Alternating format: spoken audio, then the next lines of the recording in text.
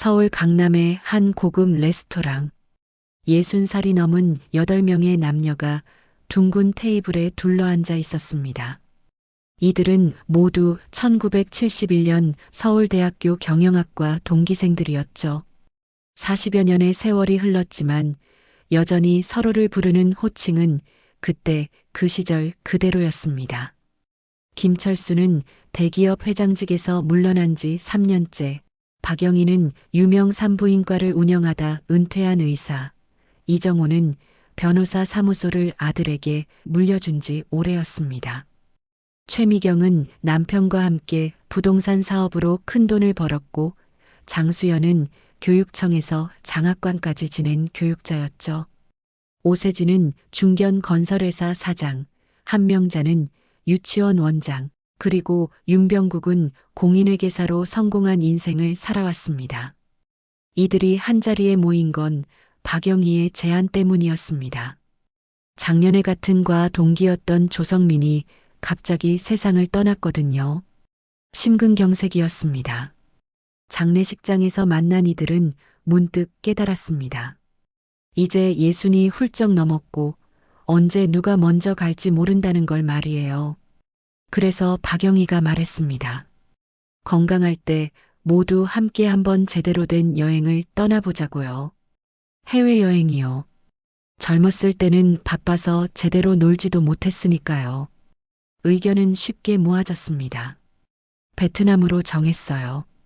너무 멀지도 않고 물가도 저렴하고 무엇보다 이들 세대에게는 특별한 의미가 있는 곳이었거든요. 베트남 전쟁 세대였으니까요. 여행사는 김철수가 알아봤습니다. 전직 회장이라는 타이틀로 VIP 대우를 받으며 4박 5일 일정으로 베트남 전체를 둘러보는 프리미엄 패키지를 예약했죠. 1인당 200만 원이 넘는 비용이었지만 이들에게는 부담이 되지 않았습니다. 출발 당일 아침 인천국제공항 제1터미널 출국장에서 만난 이들의 표정은 밝았습니다. 오세진은 새로 산 캐논 카메라를 목에 걸고 있었고 한명자는 베트남 여행 가이드북을 손에 들고 있었어요. 최미경은 명품 가방을 메고 있었고 윤병국은 평소와 달리 화려한 하와이안 셔츠를 입고 있었습니다. 집합 시간보다 일찍 도착한 이들은 커피숍에 앉아 설렘을 감추지 못했어요. 박영희가 말했습니다.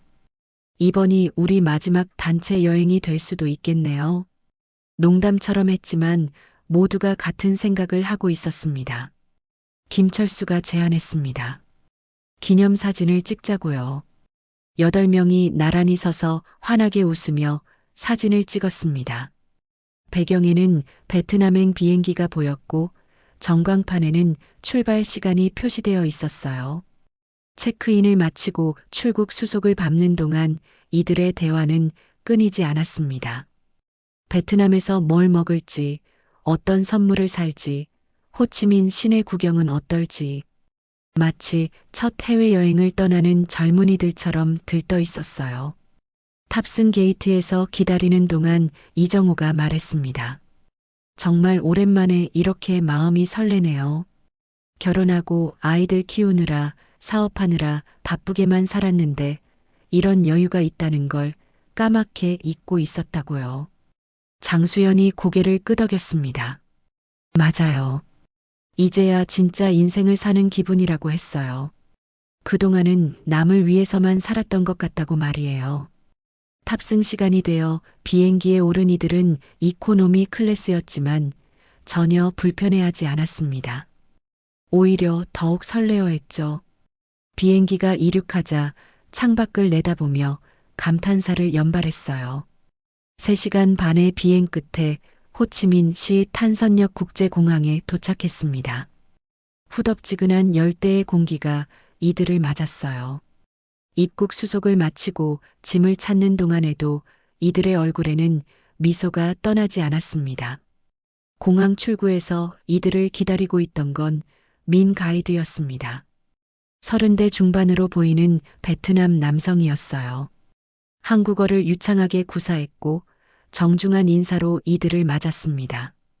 여러분, 베트남에 오신 것을 환영합니다라고 말했어요. 버스에 오르며 김철수가 말했습니다. 정말 왔구나. 베트남에. 이제 진짜 여행이 시작되는군요. 호치민 시내로 향하는 버스 안에서 민 가이드는 능숙하게 일정을 설명했습니다. 오늘은 시내 관광을 하고 호텔에서 휴식을 취한 다음 내일은 메콩델타 투어를 떠날 예정이라고 했어요. 이들은 고개를 끄덕이며 열심히 들었습니다. 창밖으로 보이는 호치민시의 풍경은 이들에게 신선한 충격을 주었어요.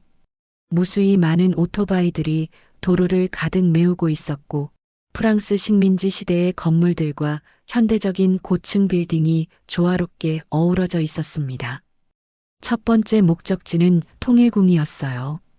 과거 남베트남의 대통령궁이었던 이곳에서 이들은 베트남 전쟁의 흔적을 직접 눈으로 볼 수 있었습니다. 민 가이드는 유창한 한국어로 역사적 배경을 설명해 주었고 이들은 진지하게 들었어요. 박영희가 말했습니다.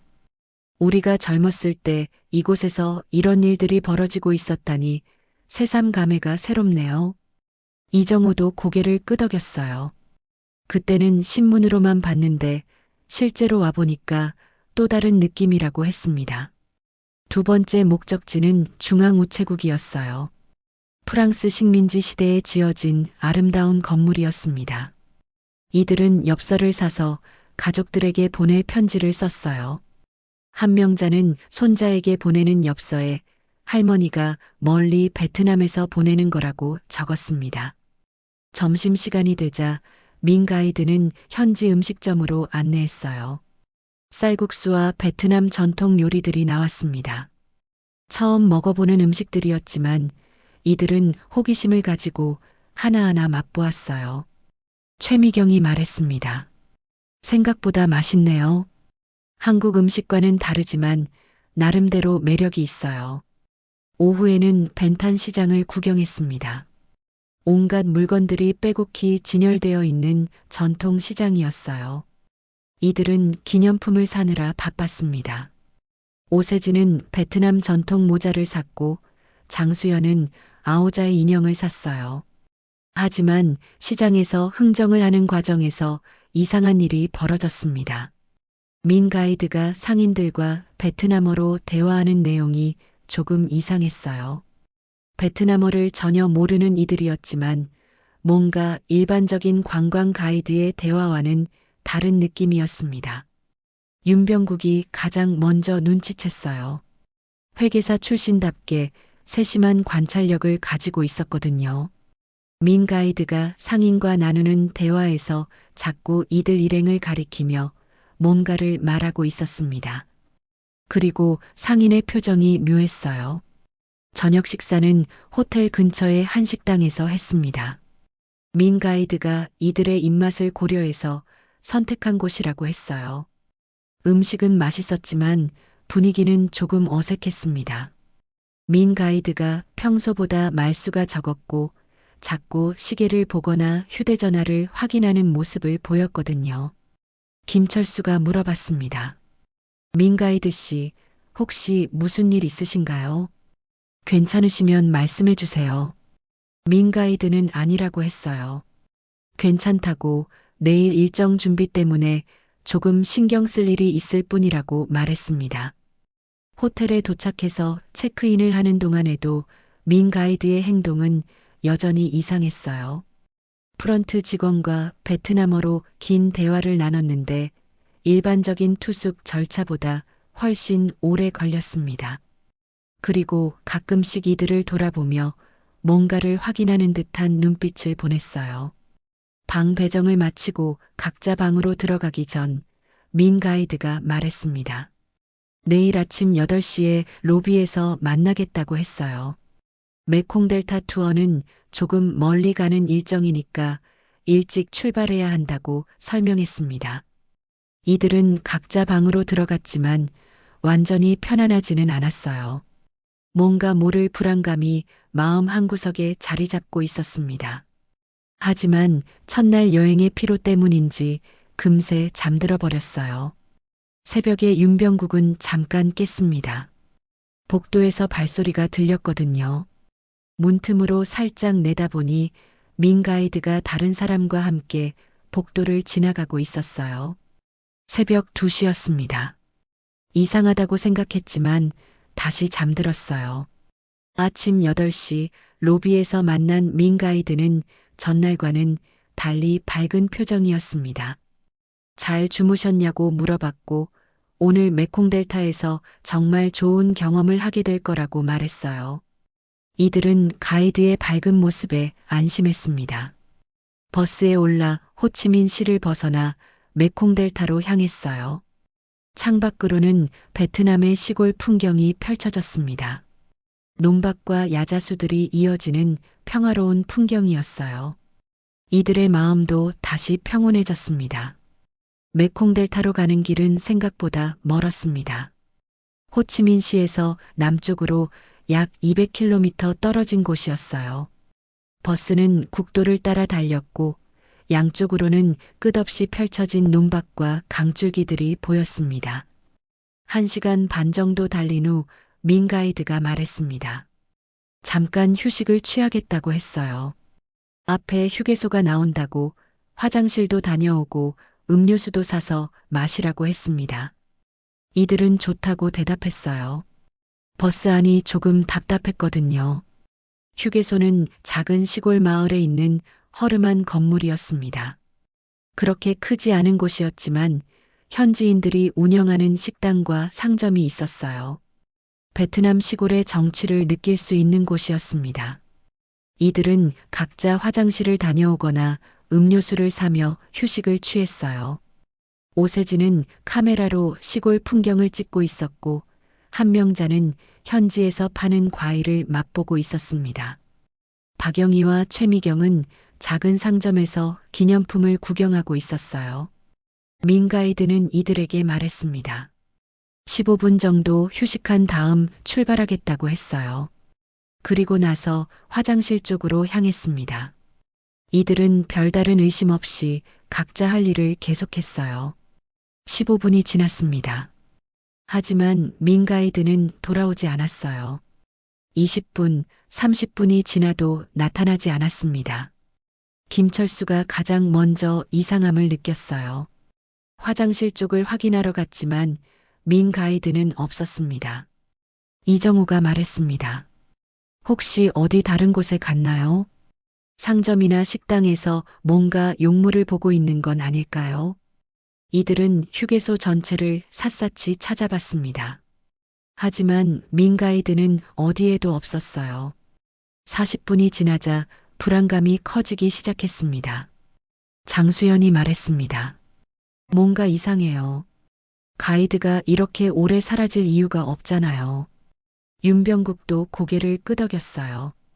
어제부터 행동이 조금 이상하다고 생각했다고 말했습니다. 1시간이 지났습니다. 이제는 정말 심각한 상황이라는 걸 모두가 느꼈어요. 박영희가 제안했습니다. 여행사에 전화를 해보자고 했어요. 김철수가 여행사 연락처를 찾아서 전화를 걸었습니다. 하지만 전화는 연결되지 않았어요. 계속 통화 중이라는 안내 메시지만 나왔습니다. 다른 번호로도 걸어봤지만 결과는 마찬가지였어요. 이상했습니다. 여행사가 이렇게 연락이 안 될 리가 없었거든요. 최미경이 말했습니다. 혹시 가이드한테 무슨 일이 생긴 건 아닐까요? 사고가 났거나 갑자기 응급 상황이 생겨서 병원에 갔을 수도 있잖아요. 하지만 그럼 우리한테 말이라도 해야 하는 거 아니냐고 다른 사람들이 대답했어요. 오세진이 휴게소 사장에게 물어봤습니다. 한국어는 통하지 않았지만 몸짓으로 가이드가 어디 갔는지 물어봤어요. 하지만 사장은 고개를 저었습니다. 모른다는 표정이었어요. 한명자가 울음을 터뜨렸습니다. 어떻게 해야 해요? 우리 이제 어떻게 되는 거예요? 가이드도 없고 여행사 연락도 안 되고 다른 사람들도 점점 불안해하기 시작했어요. 이정우가 진정하라고 말했습니다. 일단 침착하게 생각해 보자고 했어요. 가이드가 정말 사라진 게 맞다면 우리가 직접 해결해야 한다고 말했습니다. 경찰서에 신고를 하든지 아니면 다른 방법을 찾든지 말이에요. 윤병국이 제안했습니다. 일단 호치민으로 돌아가자고 했어요.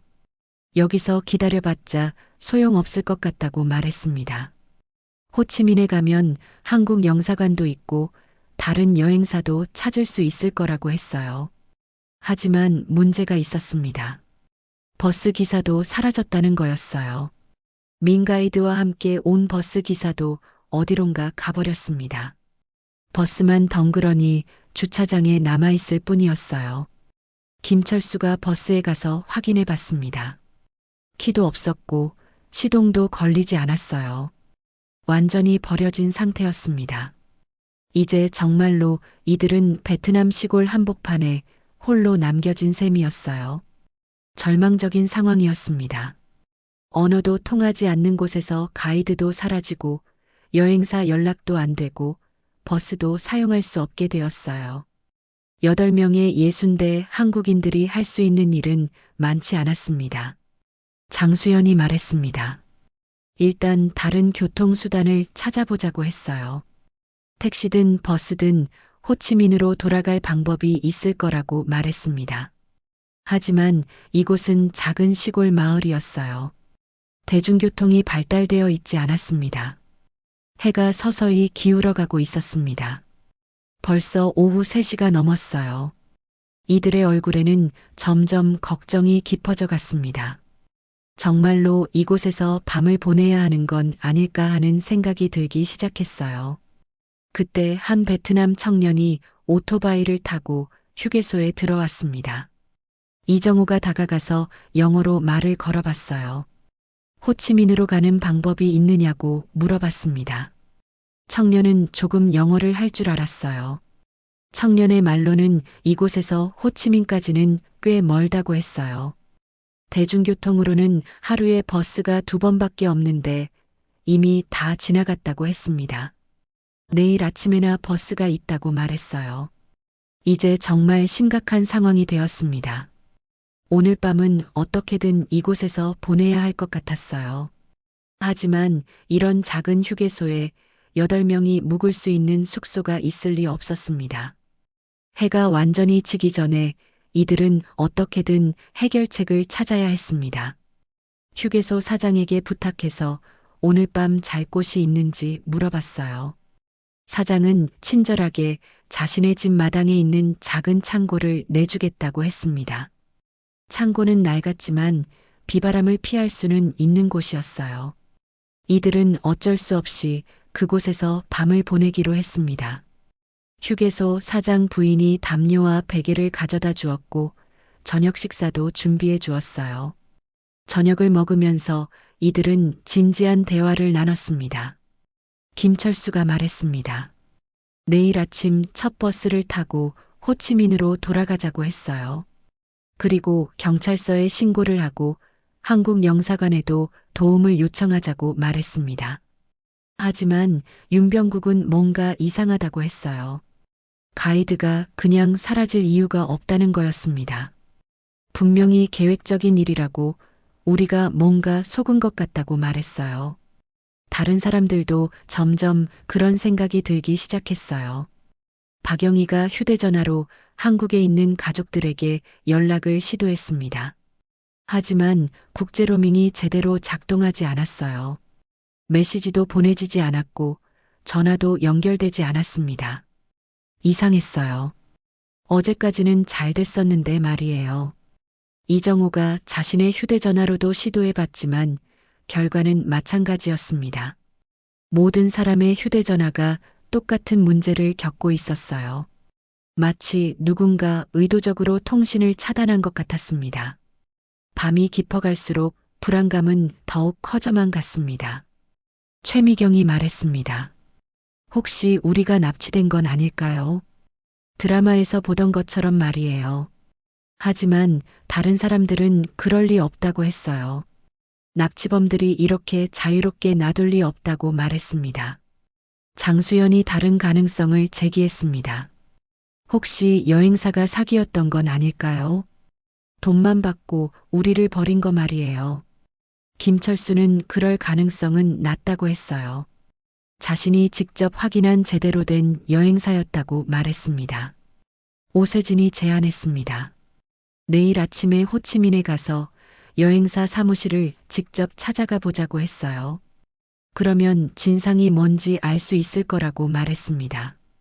다른 사람들도 동의했어요. 하지만 한 명자는 여전히 불안해했습니다.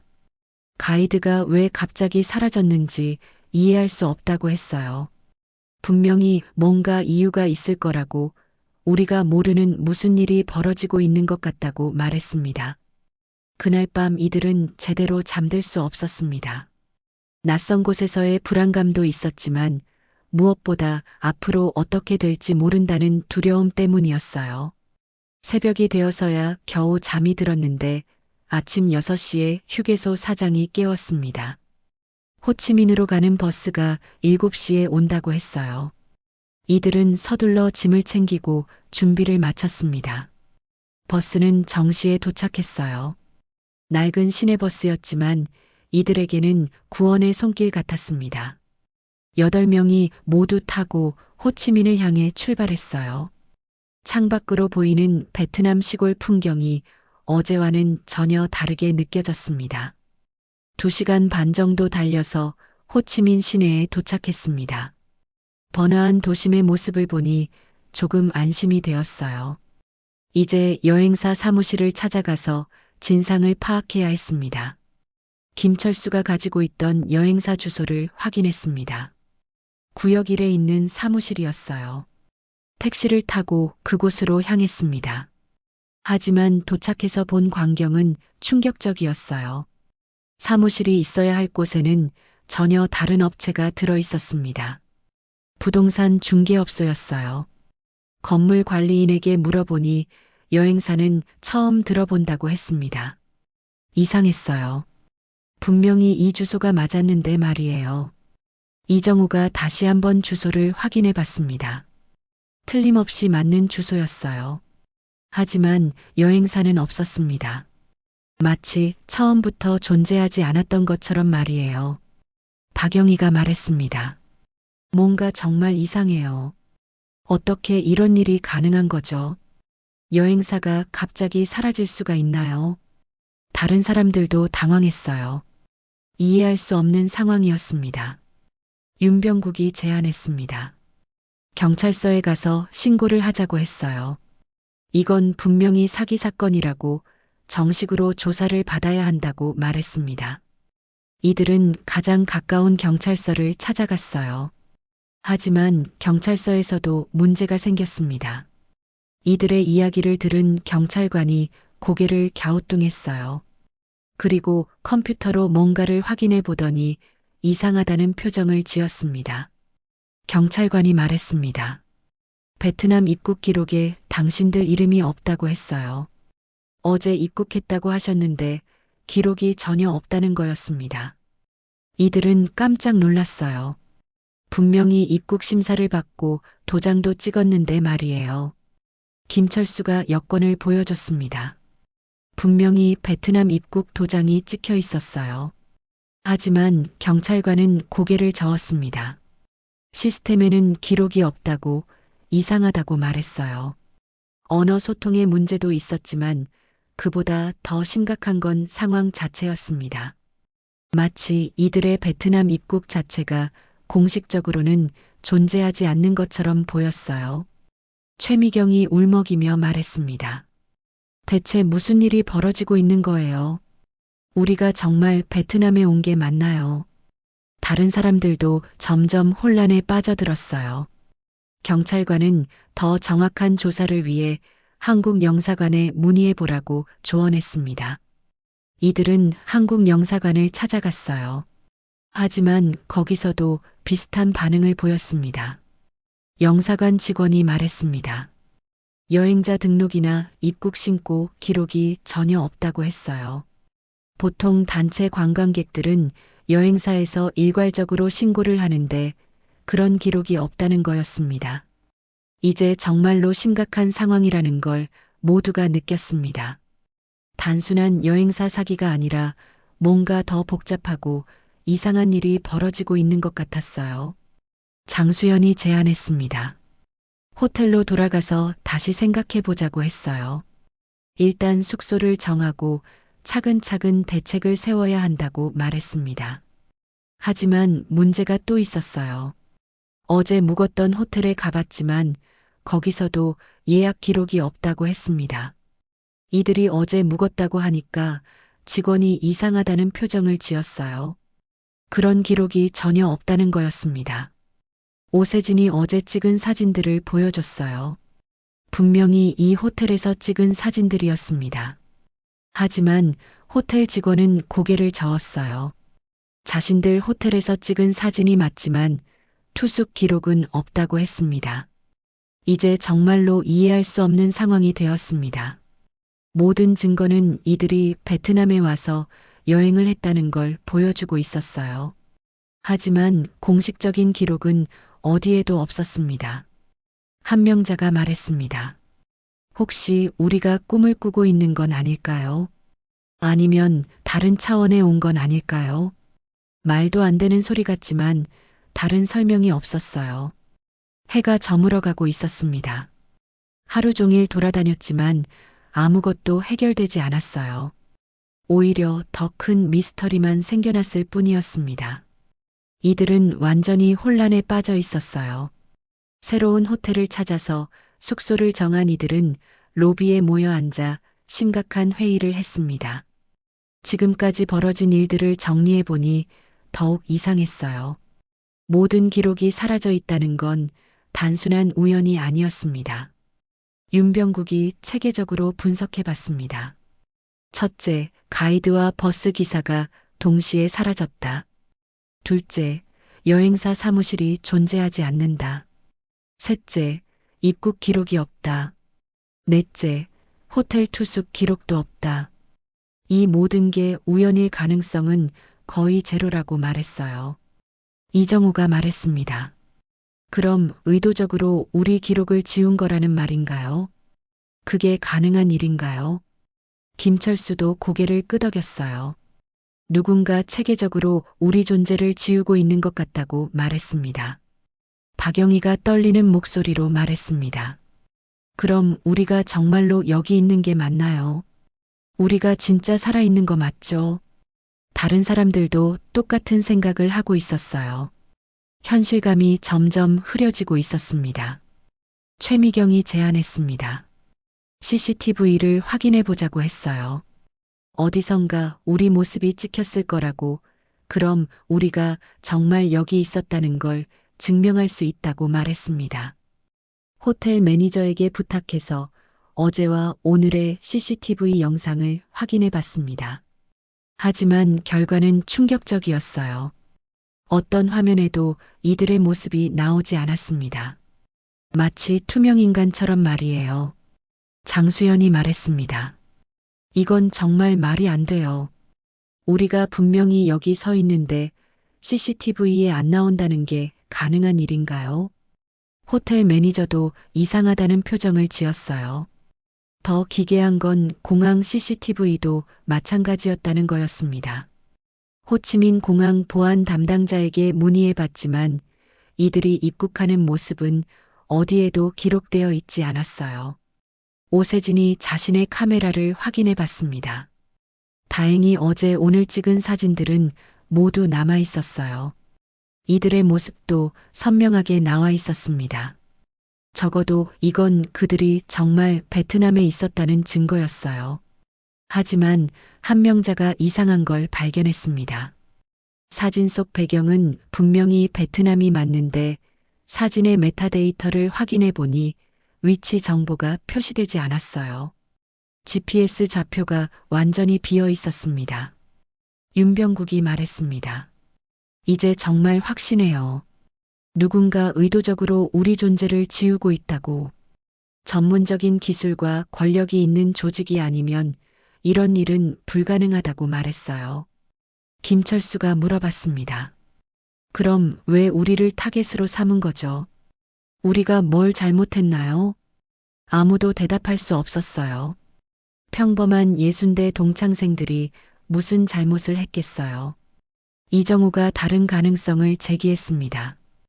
혹시 우리가 뭔가 중요한 걸 목격한 건 아닐까요? 모르고 지나쳤지만 누군가에게는 비밀로 해야 할 뭔가를 봤을 수도 있잖아요. 박영희가 기억을 되짚어 봤습니다. 어제 통일궁에서 뭔가 이상한 일이 있었나요? 아니면 시장에서요. 벤탄 시장에서 민 가이드가 상인들과 나눈 대화가 좀 이상했던 것 같은데요. 최미경도 떠올렸습니다. 맞아요. 그때 가이드가 우리를 가리키면서 뭔가를 말하고 있었어요. 그리고 상인의 표정이 묘했다고요.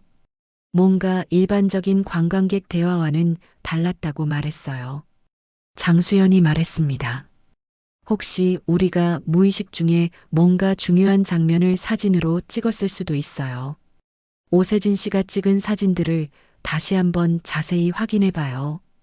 오세진이 카메라의 모든 사진을 다시 살펴봤습니다. 대부분은 평범한 관광 사진들이었어요. 하지만 벤탄 시장에서 찍은 사진 중에 이상한 게 하나 있었습니다. 배경에 민 가이드가 어떤 남자와 대화하는 모습이 찍혀 있었어요. 그 남자는 관광객 같지 않았습니다. 정장을 입고 있었고 뭔가 중요한 이야기를 나누는 것 같았어요. 한 명자가 말했습니다. 저 사람 본 것 같아요. 어디서 봤는지는 기억 안 나지만 낯이 익어요. 윤병국도 고개를 끄덕였어요. 자신도 어디서 본 것 같다고 말했습니다. 갑자기 김철수가 깨달았습니다. 아, 저 사람 공항에서 봤어요. 우리가 입국할 때 입국 심사대 근처에 서 있던 사람이에요. 그때는 공항 직원인 줄 알았는데요. 이제 퍼즐 조각들이 맞춰지기 시작했습니다. 그들을 베트남에 오게 한 것부터가 계획된 일이었을 가능성이 높았어요. 민 가이드도 그 계획의 일부였고요. 박영희가 떨리는 목소리로 말했습니다. 그럼 우리가 처음부터 속은 거네요. 여행이 아니라 함정이었던 거예요. 다른 사람들도 소름이 돋았어요. 하지만 여전히 의문은 남아 있었습니다. 왜 하필 자신들이었을까요? 예순대 동창생들이 무슨 위험한 존재라고 이런 일을 당해야 하는 걸까요? 최미경이 말했습니다. 혹시 우리 중에 누군가 모르는 뭔가가 있는 건 아닐까요? 과거에 뭔가 특별한 일에 연루되었던 사람이 있거나요. 모두가 서로를 바라봤습니다. 40여 년을 알고 지낸 친구들이지만 모든 걸 다 아는 건 아니었어요. 각자의 인생에는 다른 사람들이 모르는 비밀이 있을 수 있었습니다. 이정우가 말했습니다. 일단 여기서 나가야 해요. 우리 존재가 지워지고 있다면 더 위험한 일이 생길 수도 있어요. 한국으로 돌아가야 합니다. 하지만 그것도 쉽지 않았어요. 공식 기록이 없는 상태에서 출국이 가능할까요? 게다가 여권에 찍힌 입국 도장도 시스템상으로는 존재하지 않는 상황이었어요. 밤이 깊어갈수록 이들의 불안감은 커져만 갔습니다. 자신들이 정말 살아있는 건지, 이 모든 게 현실인지 확신할 수 없게 되었어요. 현실과 비현실의 경계가 모호해지고 있었습니다. 다음 날 아침, 이들은 한국으로 돌아가기 위해 공항으로 향했습니다. 하지만 예상했던 대로 문제가 생겼어요. 체크인 카운터에서 직원이 고개를 갸우뚱했습니다. 항공사 직원이 말했습니다. 예약 기록이 없다고 했어요. 왕복 항공편을 예약했다고 하시는데 시스템에는 그런 기록이 전혀 없다는 거였습니다. 이들은 당황했어요. 김철수가 여행사에서 받은 항공권을 보여줬습니다. 분명히 정식 항공권이었어요. 하지만 항공사 시스템에는 해당 예약이 존재하지 않았습니다. 마치 처음부터 발권되지 않은 것처럼 말이에요. 이정우가 항공사 매니저를 불러달라고 했습니다. 하지만 매니저도 똑같은 말만 반복했어요. 시스템상으로는 이들의 예약이 존재하지 않는다고 말했습니다. 박영희가 울음을 터뜨렸습니다. 우리 정말 한국으로 못 돌아가는 거예요. 가족들이 기다리고 있는데요. 다른 사람들도 절망적인 표정을 지었어요. 그때 최미경이 제안했습니다. 새로 항공권을 사자고 했어요. 돈은 있으니까 당일 항공편이라도 예약해서 돌아가자고 말했습니다. 하지만 여기서도 문제가 생겼어요. 신용카드가 작동하지 않았습니다. 모든 사람의 카드가 결제 승인이 거부되었어요. 은행에 문의해 봤지만 계좌도 정상이고 한도도 남아있다고 했습니다. 하지만 베트남에서는 사용할 수 없었어요.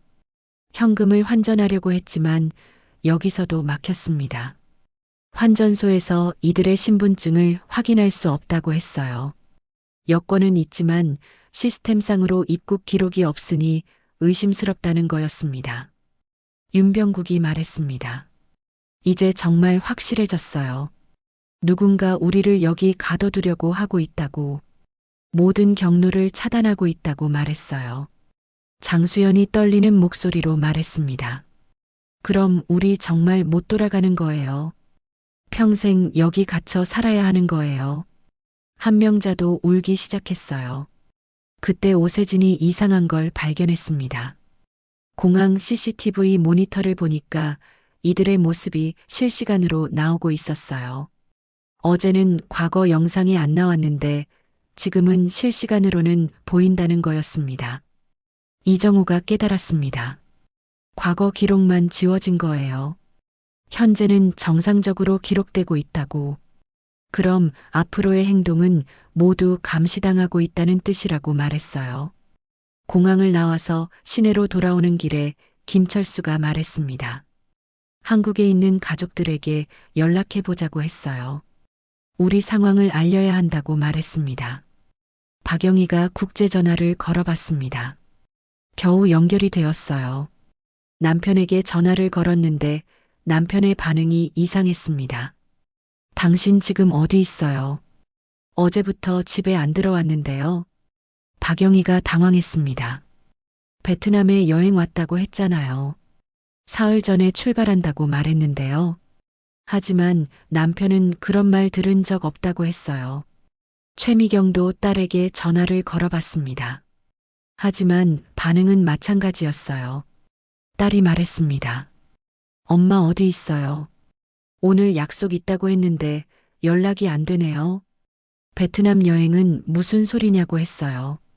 이제 정말 심각한 상황이라는 걸 모두가 깨달았습니다. 가족들조차 이들이 베트남에 왔다는 사실을 기억하지 못하고 있었어요. 마치 이들의 여행 자체가 지워진 것 같았습니다. 한명자가 떨리는 목소리로 말했습니다. 우리가 정말 죽은 건 아닐까요?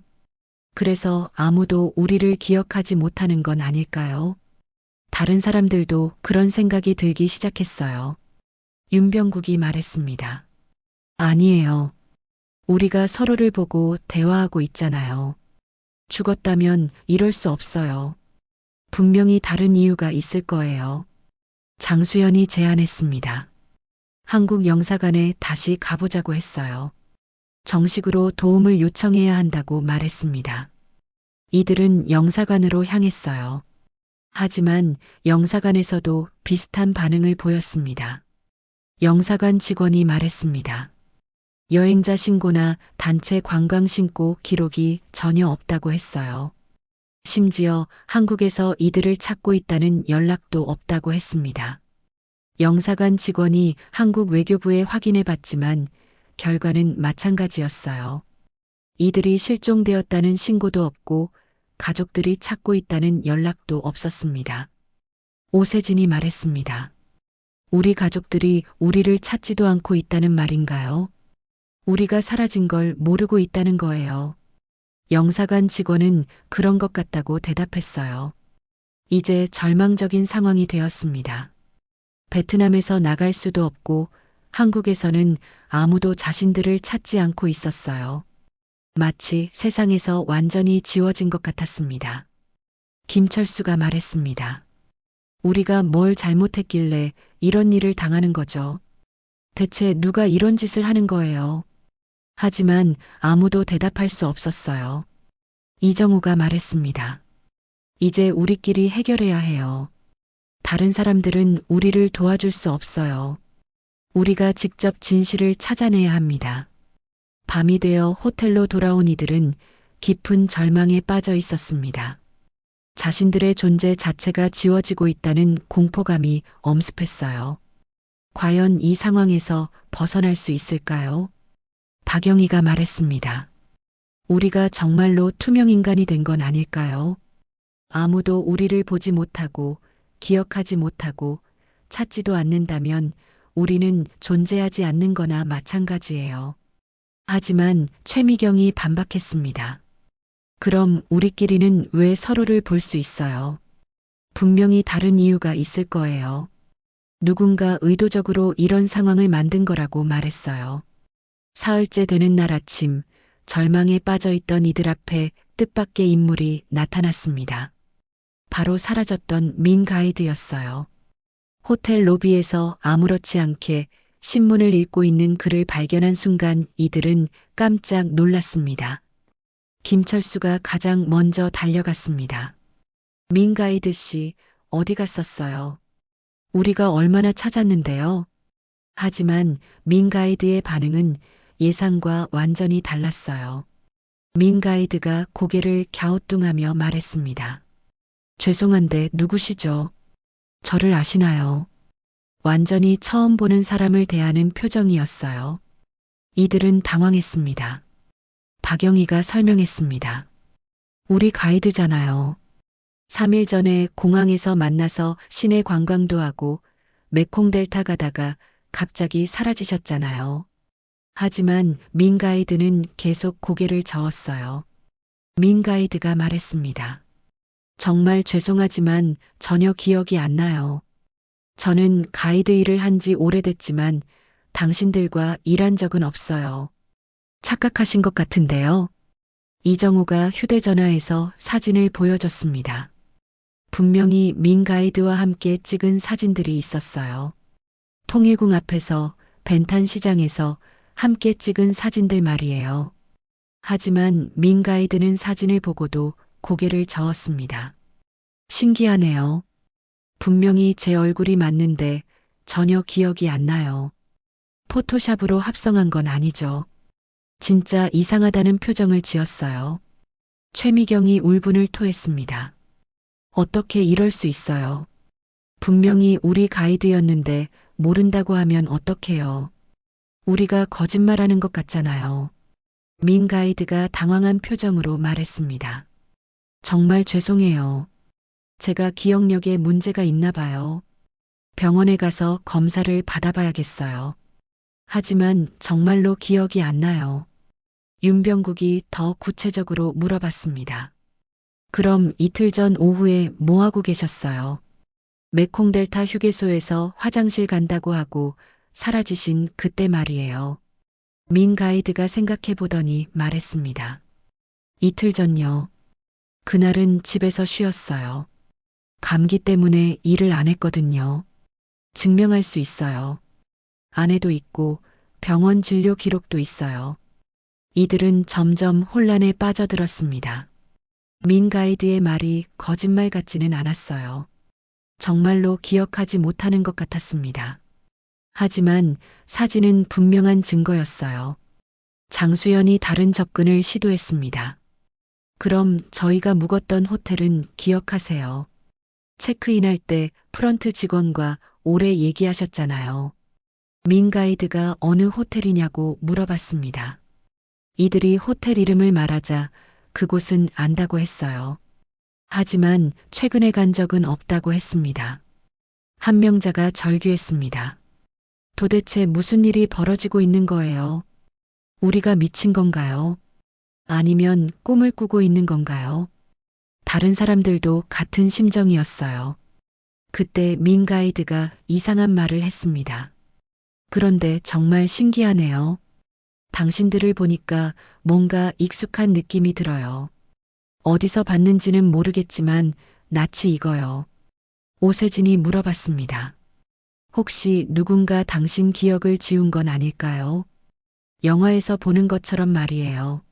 민 가이드는 웃으며 그럴 리 없다고 했어요. 하지만 민 가이드의 표정에는 뭔가 불안함이 스쳐 지나갔습니다. 마치 자신도 뭔가 이상하다는 걸 느끼고 있는 것 같았어요. 김철수가 제안했습니다. 그럼 같이 경찰서에 가서 확인해 봐요. CCTV라도 보고요. 민 가이드는 좋다고 했어요. 자신도 궁금하다고 말했습니다. 경찰서에 가서 사흘 전 공항 CCTV를 확인해 봤습니다. 하지만 역시나 이들의 모습은 나오지 않았어요. 민 가이드도 그날 공항에 간 기록이 없었습니다. 민 가이드가 당황했습니다. 정말 이상하네요. 제가 그날 공항에 갔다면 분명히 기록이 있어야 하는데요. 그리고 당신들 모습도 안 나오고요. 경찰관이 말했습니다. CCTV에 안 나온다는 건 그날 공항에 안 왔다는 뜻이에요. 착각하신 것 같은데요. 하지만 이들에게는 분명한 기억과 사진이 있었어요. 민 가이드와 함께 벤탄 시장도 가봤습니다.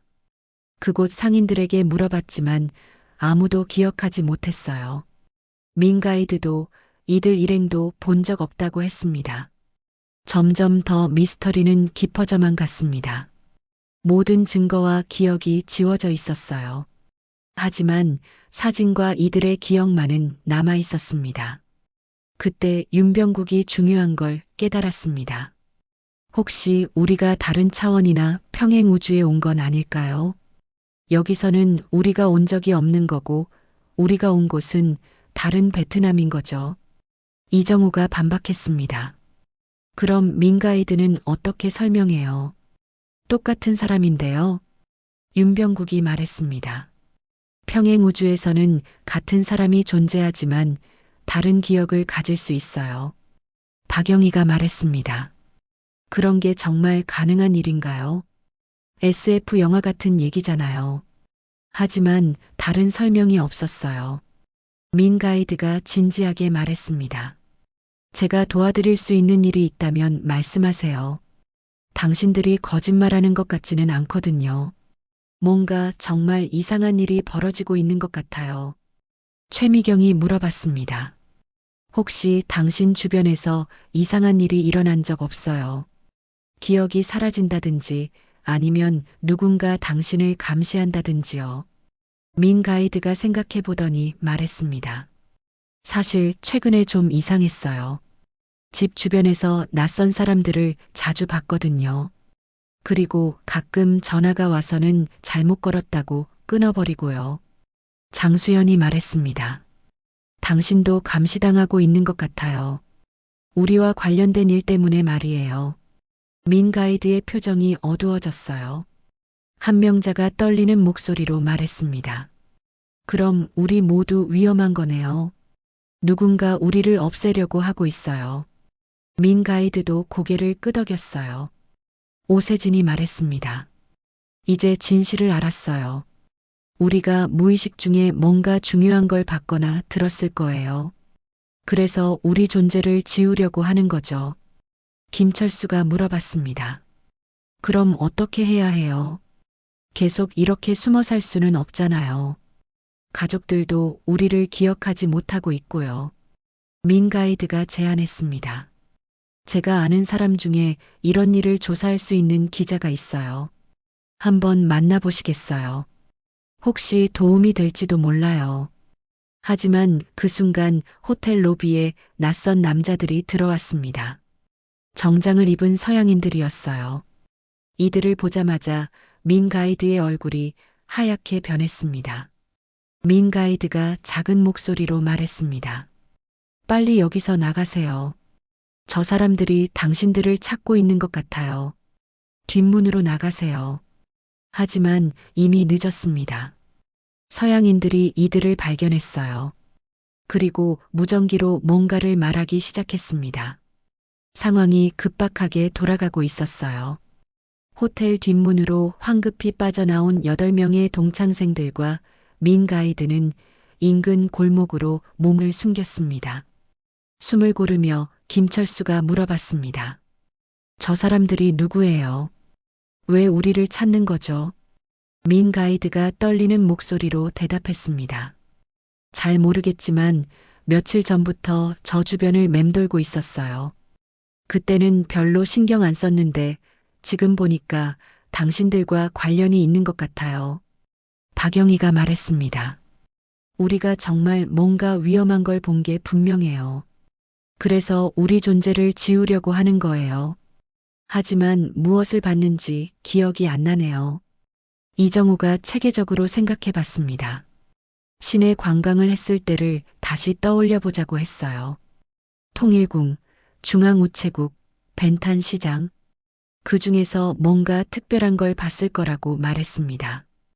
윤병국이 오세진에게 말했습니다. 사진을 다시 한번 자세히 봐요. 우리가 놓친 뭔가가 있을 거예요. 배경이나 주변 사람들 중에 이상한 게 있을지도 몰라요. 오세진이 카메라의 모든 사진을 다시 살펴봤습니다. 그러다가 벤탄 시장에서 찍은 한 장의 사진에서 이상한 걸 발견했어요. 배경에 어떤 서양인이 현지인과 가방을 주고받는 모습이 찍혀 있었습니다. 최미경이 말했습니다. 저 가방이 뭔지 모르겠지만 뭔가 수상해 보여요. 일반적인 관광이나 쇼핑 같지 않아요. 은밀하게 거래하는 것 같아요. 장수연이 자세히 보더니 말했습니다. 저 서양인, 아까 호텔에서 본 사람 중 한 명이에요. 분명히 같은 사람이에요. 그럼 우리가 그들의 거래 현장을 무의식 중에 찍은 거네요. 민 가이드가 사진을 보더니 놀란 표정을 지었습니다. 이거 위험한 거예요. 저 사람들은 베트남에서 불법 거래를 하는 조직이에요. 마약이나 무기 같은 걸 거래하는 사람들이라고 했어요. 한 명자가 떨리며 말했습니다. 그럼 우리가 범죄 조직의 비밀을 우연히 찍은 거네요. 그래서 우리를 없애려고 하는 거고요. 정말 위험한 상황이에요. 김철수가 말했습니다. 이제 어떻게 해야 하죠? 경찰에 신고하면 되나요? 하지만 민 가이드는 고개를 저었어요. 그 조직은 베트남 내에서도 강력한 영향력을 가지고 있다고 했습니다. 이정우가 다른 방법을 제안했습니다. 한국 언론에 제보하는 건 어떨까요? 국제적인 문제가 되면 그들도 함부로 못할 거예요. 민 가이드가 좋은 생각이라고 했어요. 하지만 그 전에 안전한 곳으로 피해야 했습니다. 민 가이드가 자신이 아는 안전한 장소가 있다고 했어요. 외국인들이 잘 모르는 현지인들만 아는 곳이라고 말했습니다. 민 가이드의 안내로 호치민시 외곽의 작은 마을로 향했습니다. 그곳에는 민 가이드의 친척이 운영하는 작은 게스트하우스가 있었어요. 조용하고 은밀한 곳이었습니다. 게스트하우스에 도착해서 민 가이드가 상황을 설명했습니다. 친척분도 놀랐지만 흔쾌히 숨겨주겠다고 했어요. 몇 일간은 안전할 것 같았습니다. 박영희가 한국에 있는 기자, 친구에게 연락을 시도했습니다. 다행히 전화가 연결되었어요. 상황을 설명하고 도움을 요청했습니다. 기자 친구는 놀라면서도 기사화하겠다고 약속했어요. 윤병국이 사진들을 이메일로 한국에 보냈습니다.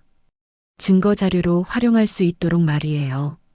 그리고 여러 언론사에도 제보했습니다.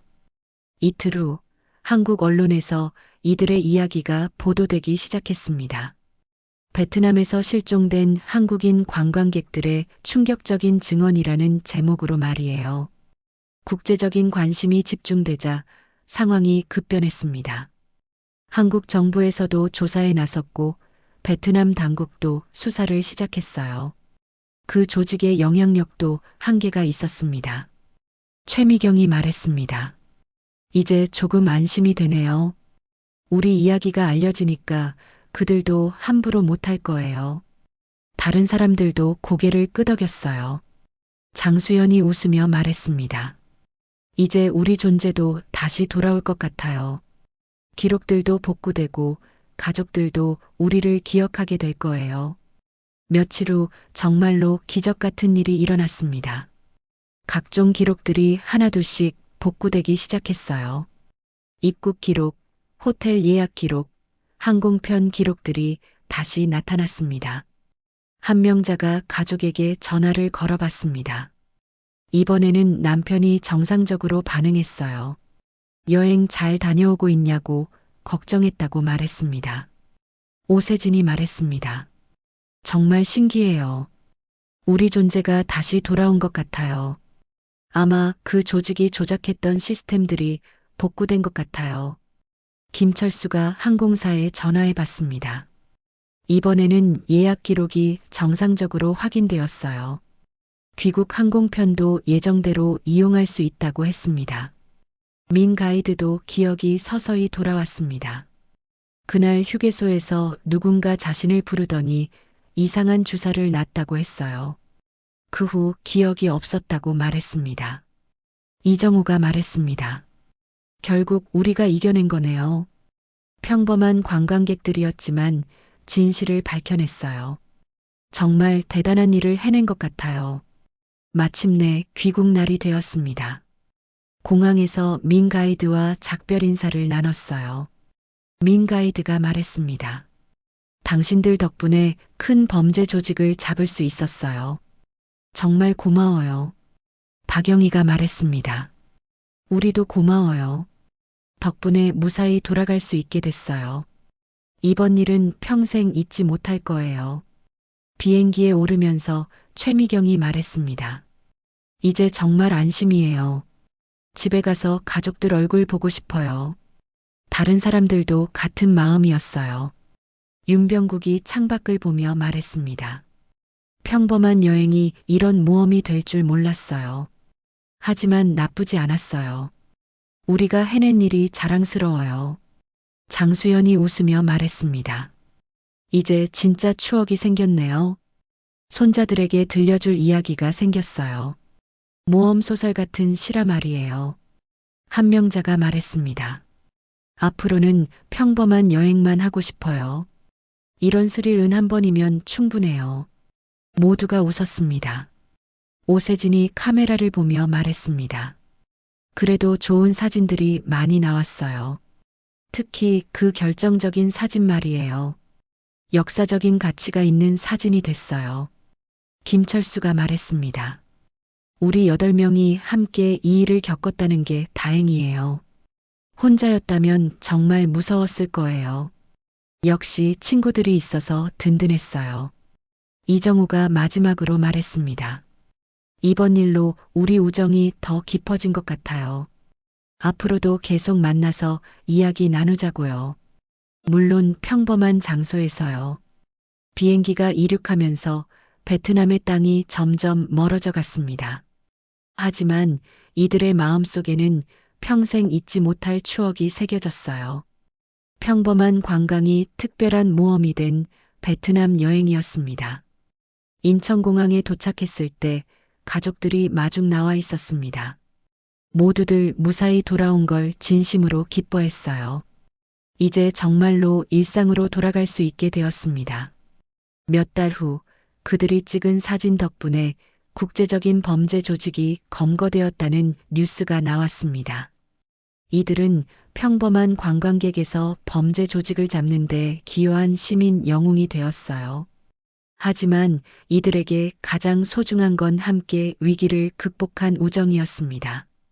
60이 넘은 나이에 이런 모험을 함께 겪으며 더욱 끈끈해진 동창생들의 우정 말이에요. 박영희가 다음 모임에서 말했습니다. 다음번에는 정말 평범한 여행을 가요. 온천이나 산사 같은 조용한 곳으로요. 모두가 크게 웃었습니다. 하지만 마음 한구석에서는 이런 생각도 들었어요. 평범한 일상보다 더 의미 있는 일을 해낸 것 같다고요. 나이가 들어서도 이런 모험을 할 수 있다는 걸 증명한 것 같다고 말이에요. 이들의 베트남 여행은 이렇게 막을 내렸습니다. 실종에서 시작되어 국제적인 범죄 조직 검거로 끝난 특별한 여행이었어요. 평생 잊지 못할 추억이 된 여행이었습니다. 지금까지 들어주셔서 감사합니다. 앞으로도 재미있는 이야기로 다시 찾아뵙겠습니다. 지금까지 봄날 같은 인생극장이었습니다. 감사합니다.